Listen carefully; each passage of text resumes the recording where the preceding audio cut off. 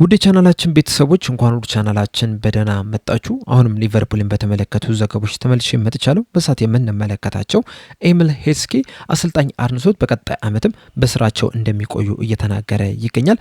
እንደዚሁም ሊቨርፑሎች ለሪዮ እንጉማሃስ ሲሉ ብራድሊ ባርኮላን ሊያስፈርሙ የሚችሉበት እድል እንዳለም እየተዘገበ ይገኛል። በተጨማሪም የኬረን ሞሪሰንም ኮንትራት ለማራዘምም ድርድሮችን እያደረጉ እንደሆነም እየተዘገበ ይገኛል። እነዚህም በቆይታችን የምንመለከት ይሆናል። እስከ መጨረሻው ደቂቃ ድረስም አብራችሁ ቆይታችሁ እንድትከታተሉ ያላችሁን ሀሳብ አስተያየት እንዳለ ኮሜንት ሴክሽን ላይ በመጻፍ እንድታሳውቁኝ፣ ሰብስክራይብ፣ ላይክ፣ ሼር እያደረጋችሁም የቻናሉ ቤተሰብ እንድትሆኑ በአክብሮት እጠይቃለሁ። አሁን በቀጥታ ወደ ዘገቦቹ ማመራ ይሆናል። አብራችሁን ቆዩ። በመጀመሪያ የምንመለከተው በአሜሪካ፣ በካናዳ እንደዚሁም ደግሞ በሜክሲኮ የሚዘጋጀው የ2026 የዓለም ዋንጫ ሊጀምር በጣም ጥቂት ቀናቶች ብቻ ናቸው የቀሩት። ይህንንም ተከትሎ የተለያዩ ሀገራቶች ስብስባቸውን ይፋ እያደረጉ ይገኛል። በዛሬው ዕለትም የግብጽ ብሔራዊ ቡድንና የጀርመን ብሔራዊ ቡድንም ስብስባቸውን ይፋ ሲያደርጉ ከሊቨርፑል መሐመድ ሳላህና ፍሎሪን ቪርትዝ ጥሪ ቀርቦላቸዋል። ቪታስላቭ ያሮስ በበኩሉ በቼክ ሪፐብሊክ ብሔራዊ ቡድን ጥሪ ሳይቀርብለት የቀረ ተጫዋች ሆኗል።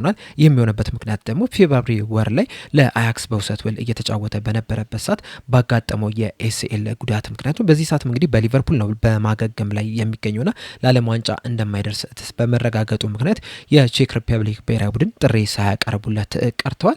በመቀጠል የምንመለከተው ዚዝ አንፊልድ ይዞት የወጣውን ዘገባ ነው። በዘገባው መሰረት ሊቨርፑሎች የኬረን ሞሪሰንን ኮንትራት ለማደስ ንግግር እያደረጉ እንደሆነ ተነግሯል። ዘገባውም አያይዞ እንደተናገረው ከሆነ ይህ ድርድርም በጣም በጥሩ መንገድ እየቀጠለ እንደሆነ ነው እየተናገረ የሚገኘውና ምናልባትም በቅርቡም ይህ ኮንትራት ሊፈረም የሚችልበት ከፍተኛ እድልም አለ ተብሏል። ኬረን ሞሪሰን በሊቨርፑል ቤት የሚያቆየው ኮንትራት ሊጠናቀቅ 1 ዓመት ብቻ ነው የቀረውና ሊቨርፑሎች ደግሞ በዚህ ሲዝን ይህ ተጫዋች ያሳየውን ድንቅ ብቃት ተመልክተው ኮንትራቱን ለማራዘም እየሰሩ እንደሆነም ነው እየተነገረ የሚገኘው። ይህ 19 ዓመት ወጣት ተጫዋች እንግዲህ በዚህ ሲዝን በተለይ ለ21 ዓመት በታች ቡድን ባደረጋቸው 26 ጨዋታዎች 15 ግቦችና 7 አሲስት ማስመዝገብ ችሏል። በዚህም ደግሞ ከዚህ ቀደም በሃሪ ዊልሰን ተይዞ የነበረውን ሪካርድ ማሻሻል ችሏል። ከዚህ ቀደም እንግዲህ ሃሪ ዊልሰን 2016-17 የውድድር ዘመን ላይ ለ21 ዓመት በታች ቡድኑ 12 ግቦችን በአንድ ዓመት ውስጥ በማስቆጠር ሪካርዱን ይዞት ነበረ። አሁን ላይ ግን ኬቨን ሞሪሰን 14 ግቦችን በማስቆጠር ይህንን ሪካርድ ማሻሻል መስበር የቻለ ተጫዋችም ሆኗል። እንደዚሁም በዋናው ቡድንም ጥቂት ደቂቃዎችን መጫወትም ችሏል። በካራባኦ ካፕ ከክሪስታል ፓላስ ጋር በተደረገው ጨዋታ ላይም የመጀመሪያ ጨዋታውን ለዋናው ቡድን ማድረግ ሲችል ከዛ በኋላም በኤፍኤ ካፕም ከወልቭስ ጋር በተደረገው ጨዋታ ላይም ተቀይሮ መግባት የቻለ ተጫዋችም ሆኗል። ከዛ በተጨማሪም ግን በተለያዩ ጨዋታዎች ላይ ተቀያሪ ወንበር ላይ መቀመጥ የቻለ ተጫዋች ነው። ከዚህ በኋላም እንግዲህ የተለያዩ እድሎችም ይሰጡታል ተብሎ ይጠበቃል። እንደዚሁም አንዳንድ የጀርመን ክለቦችም ይህንን ተጫዋች በውሰት ውል ለመውሰድ ፍላጎት እንዳላቸው እየተነገረ ይገኛል። ከዚህ ቀደምም ወልቭስ፣ በርንሌ እንደዚሁም ሰንደርላንዶችም ይህንን ተጫዋች ለማስፈረም ፍላጎት ነበራቸው። ነገር ግን ሊቨርፑሎች ይህንን ፍላጎታቸውን ሳይቀበሉ ቀርቷል። በዚህ ሰዓት ግን ምናልባትም ኮንትራቱን አራዝሞለት በውሰት ውልም ሊለቁት የሚችሉበት እድል እንዳለም እየተነገረ ይገኛል። እንደዚሁም ደግሞ ምናልባትም በቀጣይ ዓመትም በዋናው ቡድኑም ብዙ የመጫወቻ ደቂቃዎችን ሊያገኝ የሚችልበት እድል እንዳለም ነው እየተነገረ የሚገኘው። በተለይ ደግሞ መሐመድ ሳላ ክለቡን መልቀቁን ተከትሎ እንደዚሁም ደግሞ ፌዴሪኮ ኬዛም ክለቡን ሊለቅ የሚችልበት እድል አለ። ስለዚህ ወደ ቀጣይ ሲዝን ከመሻገራቸው በፊት ሊቨርፑሎች የግድ 2 የቀኝ ክንፍ አጥቂ መያዝ ይኖርባቸዋልና ምናልባትም አንድ ምርጥ የሚባል የቀኝ ክንፍ አጥቂን አስፈርመው ለሱ ተቀያሪ ደግሞ ኬረን ሞሪሰንን ሊያደርጉ የሚችሉበት እድል አለ ብዬ አስባለሁ። በእርግጥ በዚህ ሲዝን ራሱ ከዚህ አሁን ካገኘው የመጫወቻ እድል የበለጠ የመጫወቻ እድል ሊያገኝ የሚገባው ተጫዋች ነው የነበረው። በተለይ ደግሞ ቅድም እንዳልኳችሁ በ21 ዓመት በታች ቡድን ውስጥ በጣም ምርጥ የሚባል እንቅስቃሴን ሲያደርግ የተመለከትነው ተጫዋች ነውና ምናልባትም ሌሎች አሰልጣኞች ቢሆኑ ኖሮ ከዚህ የተሻለ የመጫወቻ እድል ይሰጡት ነበር ብዬ አስባለሁ። በተለይ ደግሞ በዚህ ሲዝን ሊቨርፑሎች በአጥቂ ቦታ ላይ እያሳለፉት ያለውን ሲዝን ከተመለከትን ይህ ተጫዋች የተሻለ የመጫወቻ እድል ሊሰጠው ይገባ ነበረ። እንደሚታወቀው መሐመድ ሳላ ጥሩ የሚባል ሲዝንን እያሳለፈ አይደለም የሚገኘው። ጀረሚ ፍሪምፖንግም ትክክለኛ የቀኝ ክንፍ አጥቂ አይደለምና በእነዚህ ምክንያቶች እንግዲህ ኬረን ሞሪሰን የተሻለ የመጫወቻ እድል ሊሰጠው ይገባ ነበረ። ነገር ግን አሰልጣኝ አርነ ስሎት ያንን አላደረጉም። ምናልባት በቀጣይ ሲዝን ሊያደርጉ የሚችሉበት እድል አለ ከቆዩ። ካልቆዩም ደግሞ ሌላኛው የሚመጣው አሰልጣኝም የተሻለ የመጫወቻ እድል ሊሰጠው ይችላል። ካልሆነም ደግሞ በውሰት ውልም ተሰጥቶ ልምድ እንዲያገኝ ሊደረግ የሚችልበት እድል አለ ተብሎ ይጠበቃል። እናንተስ በዚህ ተጫዋች ላይ ያላችሁ ሀሳብ ምንድነው? በተለይ ደግሞ በዚህ ሲዝን የተሻለ የመጫወቻ እድል ሊሰጠው ይገባ ነበር ብላችሁ ታስባላችሁ? በተጨማሪ በቀጣይ ዓመት ይህ ተጫዋች በውሰት ውል ቢሰጥ ይሻላል ወይስ በዛው በሊቨርፑል ቢቆይ? ሀሳብ አስተያየታችሁ እንዳለ ኮሜንት ሴክሽን ላይ በመጻፍ አሳውቁኝ። አሳወቁኝ። በመቀጠልም ሌኪፕ ይዞት የወጣውን ዘገባ ነው የምንመለከተው። እንደ ሌኪፕ ዘገባ ከሆነ ሊቨርፑሎች ለሪዮ እንጉማ ሲሉ ብራድሊ ባርኮላን ሊያስፈርሙ ይችላሉ እያለን ይገኛል። በተጨማሪም ሊቨርፑሎች እዚህ ተጫዋች ላይ ፍላጎት እንዳላቸው እንደዚሁም ደግሞ ተጫዋቹም ኳሊቲ እንዳለው ያምናሉ። ነገር ግን ደግሞ ወደ ሊቨርፑል ቢመጣ የሚጫወትበት ቦታ ሌላ ሀሳብ ውስጥ እንደከተታቸው ነው እየተናገረ የሚገኘው። ብራድሊ ባርኮላ እንግዲህ በዋነኝነት በግራ ክንፍ በኩል ነው መጫወት የሚፈልገው። እዛ ቦታ ላይ ደግሞ በዚህ ሰዓት ላይ ኮዲ ጋክፖና ሪዮ እንጉማ አሉ። እናም ብራድሊ ባርኮላን ሊቨርፑሎች ካስፈረሙት የሪዮ እንጉማን እድገት ያገደዋል ብለው ስጋት ውስጥ ገብተዋል ነው እየተባለ የሚገኘው። ባለፈው የክረምቱ የዝውውር መስኮትም እንግዲህ በዋነኝነት ብራድሊ ባርኮላን ያላስፈረሙበት ምክንያትም ይሄው ምክንያት ነው የነበረው የሪዮ እንጉማን እድገት ላለመግታት በሚል ነበረ። በእርግጥ በዚህ ሲዝን ሪዮ እንጉማ የተጠበቀውን ያህል ጨዋታዎችን መጫወት አልቻለም። እንደዛም ቢሆንም ግን ቢያንስ ወደ መጨረሻዎቹ አካባቢ ላይ ብዙ ጨዋታዎችን እየተጫወተ ነው የሚገኘው። እንደዚሁም ደግሞ ወሳኝ የሚባሉ ጨዋታዎች ላይም በቋሚነት ሲጀምርም የተመለከትንበትም አጋጣሚ ያለና በቀጣይ አመትም እንግዲህ ከዚህ የተሻለ የመጫወቻ እድል ያገኛል ተብሎ ይጠበቃል። ነገር ግን ሊቨርፑሎች ብራድሊ ባርኮላን የሚያስፈርሙት ከሆነ በዋነኝነትም ይህ ተጫዋች በግራ ክንፍ ላይ የሚጫወት ከሆነ ሪዮ እንጉማ የተፈለገውን ያህል የመጫወቻ ደቂቃ ላያገኝ እንደሚችል ነው ስጋት ውስጥ እየከተታቸው የሚገኘው። እንደዚሁም ደግሞ ከብራድሊ ባርኮላ ይልቅ ሪዮ እንጉማ የተሻለ ቦታ ላይ መድረስ እንደሚችልም ያምናሉ። በዛ ምክንያትም ብራድሊ ባርኮላን ላያስፈርሙ እንደሚችሉ ነው እየተነገረ የሚገኘው። ብራድሊ ባርኮላ እንግዲህ ከፒኤስጂ ለመውጣት ፍላጎት አለው፣ ወደ ሊቨርፑልም ለመቀላቀል ፍላጎት እንዳለው ከዚህ ቀደም የወጡ የተለያዩ መረጃዎችን ስንመለከት ነበረ። ከሊቨርፑል በተጨማሪም ግን አርሰናሎችም እዚህ ተጫዋች ላይ ፍላጎት አላቸውና ምናልባትም ሊቨርፑሎች ካላስፈረሙት ወደ አርሰናልም ሲያቀና ልንመለከት እንችላለን። ምናልባትም ደግሞ በቀኝ ክንፍ በኩል ለመጫወትም ፈቃደኛ ከሆነ በዛ ቦታ ላይ ለማጫወት ሊቨርፑሎችም ሊያስፈርሙት የሚችሉበትም እድል አለ። እንደሚታወቀው እንግዲህ በዚህ ሰዓት ላይ ሊቨርፑሎች ከያዟቸው ዝርዝሮች ውስጥ ብራድሊ ባርኮላና ያን ዳያመንዲ ቀዳሚ ስፍራ ላይ የሚቀመጡ ተጫዋቾች ናቸው። ነገር ግን ደግሞ ብራድሊ ባርኮላ በግራ ክንፍ ቦታ ላይ ብቻ ነው መጫወት መፈለገው የሚል ከሆነ ግን ሊቨርፑሎች ላይ ያስፈርሙ የሚችሉበት እድል አለ።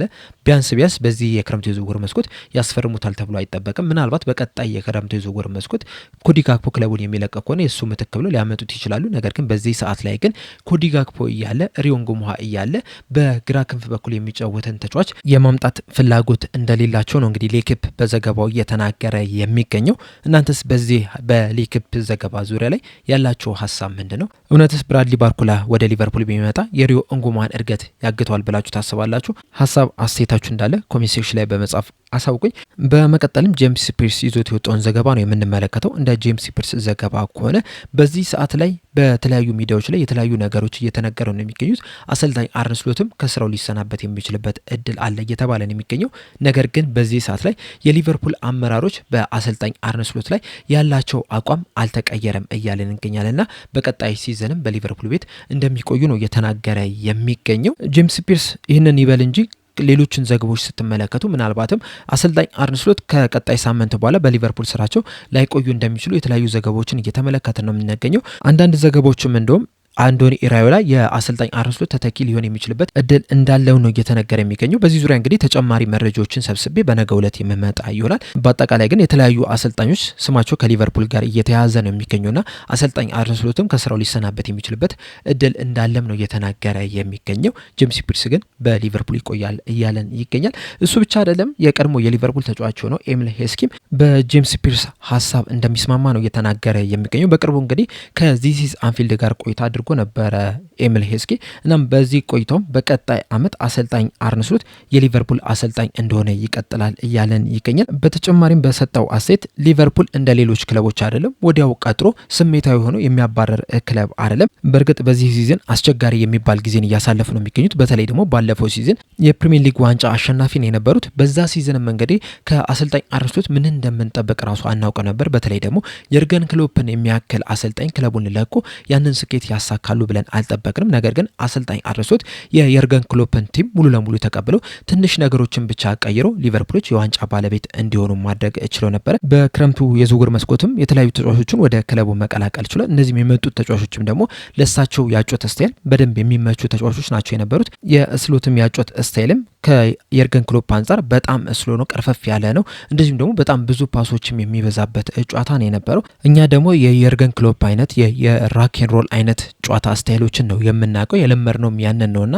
የአሰልጣኝ አርነ ስሎት ያጮት ስታይል ትንሽ ያሰለቸን ይመስለኛልና በቀጣይ ሲዝን ምን አይነት ያጮት ስታይልን ይዞ መምጣት እንዳለበት በደንብ ማሰብ ያለበት ይመስለኛል። እንደዛ ካልሆነ ግን በዚህ ሰዓትም እንኳን ራሱ ደጋፊዎቹ እየተሰላቹ ነው የሚገኙት። ያለምን እንደሆነ ይገባኛል። ምክንያቱም በዛ በጣም ብዙ ጨዋታዎችን ተመልክተው ከዛ ቶታሊ ቼንጅ አድርጎ ወደዚህ ጨዋታ መምጣት ደስተኛ የሚያደርጋቸው አይመስለኝም። እናም ነገሮችን መቀየር መቻል አለበት። እንደዛም ቢሆንም ግን በእርግጠኝነት በቀጣይ ሲዝን በሊቨርፑል ይቆያል ብዬ አስባለሁ የሚል አስተያየቱን ሰጥቷል። በዚህ በሰጠው አስተያየት ዙሪያ እንደዚሁም በቀጣይ አመትስ አሰልጣኝ አርነ ስሎት በሊቨርፑል ስራቸው ይቆያሉ ብላችሁ ታስባላችሁ? ሀሳብ አስተያየታችሁን እንዳለ ኮሜንት ሴክሽን ላይ በመጻፍ አሳውቁኝ። በመቀጠልም በቀጣይ ሲዝን ከሊቨርፑል ምን እንደሚጠበቅ ተጠይቆ ነበርና በሰጠው አስተያየት በቀጣይ ሲዝን ከሊቨርፑል የምጠብቀው ከሊቨርፑል የሚጠበቀውን ነው። ይህም ደግሞ ለዋንጫ መፎካከርን ነው። ከአርሰናል ጋር ከማንቸስተር ሲቲ ጋር እስከ መጨረሻው ጊዜ ድረስ መፎካከር መቻል አለበት። በስተመጨረሻም ዋንጫውንም ማንሳት መቻል አለበት እና ከሊቨርፑል ቢያንስ ለዋንጫ የሚፎካከር ቲምን እጠብቃለሁ የሚል አስተያየቱን ሰጥቷል። በሞሐመድ ሳላህና በአንዲ ሮበርትሰን ዙሪያ በሰጠው አስተያየት ደግሞ ሞሐመድ ሳላህ የሊቨርፑል ሌጀንድ ተጫዋች ነው። በጣም አስገራሚ የሚባል ተጫዋች ነው። ብዙ ጎሎችን ሲያስቆጥር ተመልክተናል። በጣም አስገራሚ የሚባሉ አሲስቶችንም ሲያደርግ የተመለከትነው ተጫዋች ነው። ለሊቨርፑል እንግዲህ በጣም ከፍተኛ አስተዋጽኦ ማድረግ የቻለ ተጫዋች ነው። እንደዚሁም በአንድ ሲዝንም ከ30 በላይ የጎል አስተዋጽኦ ማድረግ የቻለ ተጫዋች ነው። ይህ ደግሞ የማይታመን ነውና በጣም አስደናቂ የሚባል ተጫዋች ነው የነበረው። ይህንንም ተጫዋች ለመተካተም ሊቨርፑሎች ከባድ የቤት ስራ ከፊት ለፊታቸው አሉ። ቀላልም ይሆንላቸዋል ብዬም አላስብም የሚል አስተያየቱን ሰጥቷል። ስለ አንዲ ሮበርትሰን በሰጠው አስተያየት ደግሞ አንዲ ሮበርትሰን የግራ ፉልባክን ሚና ሙሉ ለሙሉ የቀየረ ተጫዋች ነው። ሪዲፋይን ያደረገ ተጫዋች ነው። ኦቨርላፕ አንደርላፕ እያደረገ እላይታች እያለ ሲጫወት የተመለከትነው ተጫዋች ነውና ባለፉት 8-9 ዓመታትም ለሊቨርፑልም ልክ እንደ ሞሐመድ ሳላህ ሁላ ከፍተኛ አስተዋጽኦ ማድረግ የቻለ ተጫዋች ነው። አንዲ ሮበርትሰንም ልክ እንደ ሞሐመድ ሳላህ ሁላ ሌጀንድ የሆነ ተጫዋች ነው። ስለዚህ ሊቨርፑሎች እንግዲህ እሁድ ከብሬንትፎርድ በሚደረጉ ጨዋታ ላይ እነዚህን ሁለት ሌጀንዶች የሚሸኙ ይሆናል። ያም ደስ የሚል ስሜት አይደለም ያለው የሚል አስተያየቱን ሰጥቷል። በአጠቃላይ እንግዲህ ለዛሬ ያስኩላችሁ መረጃዎች እነዚህን ይመስሉ ነበር። በእነዚህ ዘገቦች ዙሪያ እንግዲህ ያላችሁን ሀሳብ አስተያየት እንዳለ ኮሜንት ሴክሽን ላይ በመጻፍ አሳውቁኝ። ለአሁን እኔ እዚህ ላይ አበቃው። እስከ መጨረሻ ደቂቃ ድረስ ስለተከታተላችሁኝ ከልብ አመሰግናለሁ። በቀጣይ በሌላ እስከምንገናኝ ድረስ ግን ሰብስክራይብ፣ ላይክ፣ ሼር ማድረግ እንዳትረሱ። ቸር ያቆየን።